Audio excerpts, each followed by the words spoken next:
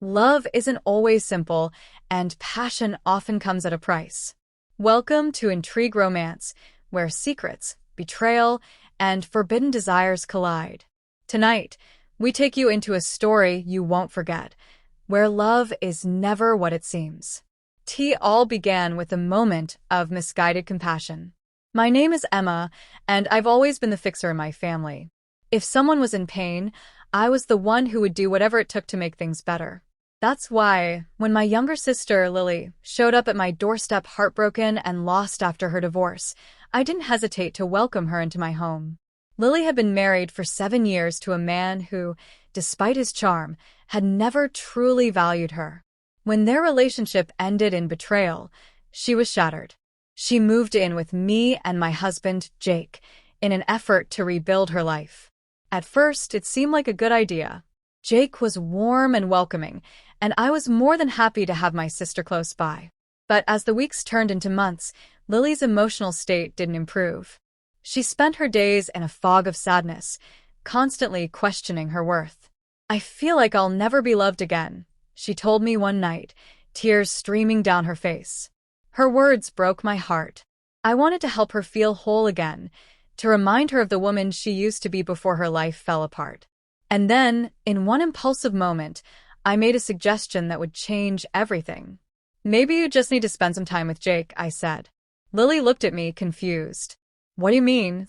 "I mean, maybe if you saw what a good man is like, how he treats me, how he supports me, it could help you remember what you deserve," I said, trying to explain my bizarre thought process. "It's not about romance or anything inappropriate. Just an experience. A reminder of what love can look like." Lily stared at me for a long moment, her expression unreadable. "That's a strange thing to say, Emma." I laughed nervously, brushing it off as a half-joke, but the idea lingered. That night, I shared the conversation with Jake. He was visibly uncomfortable. "Emma, you can't be serious," he said. "That's not how you help someone heal. You're playing with fire." I assured him it wasn't meant to be taken literally, but deep down, I couldn't shake the thought. I truly believed that seeing Jake's kindness and care could help Lily regain some of her self-worth. A week later, Lily brought it up again. "Were you serious about what you said?" she asked hesitantly. Caught off guard, I hesitated. I don't know, Lily. I thought maybe it could help you see that good men exist.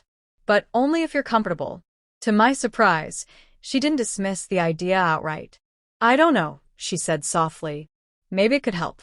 Just to remind myself what it feels like to be treated with respect." What started as an impulsive suggestion was now becoming real.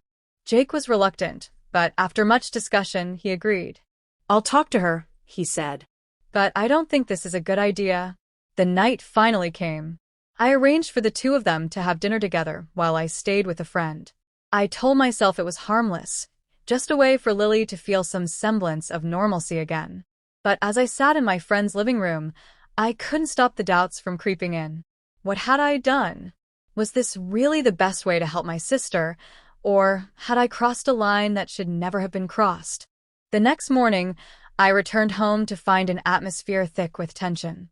Jake barely looked at me, and Lily avoided me altogether. I asked Jake what had happened, but his response was vague. "It was awkward, Emma. Really awkward. I don't think this helped anyone." Lily packed her bags that afternoon and moved out. She left a note on the kitchen counter that read, "Emma, I love you, but I need to figure things out on my own. Thank you for trying, but this isn't the way." Jake and I were left to pick up the pieces of what felt like a shattered reality. The trust between us had been shaken, not because anything inappropriate had happened, but because the boundaries of our relationship had been tested in ways they never should have been. In the months that followed, I reflected deeply on my actions. My intentions had been good. I wanted to help my sister heal, but I had gone about it in entirely the wrong way. Some wounds can't be healed by external forces. They require time, self-reflection, and personal growth. Lily and I eventually mended our relationship, but it took time. Jake and I also worked hard to rebuild the trust that had been strained.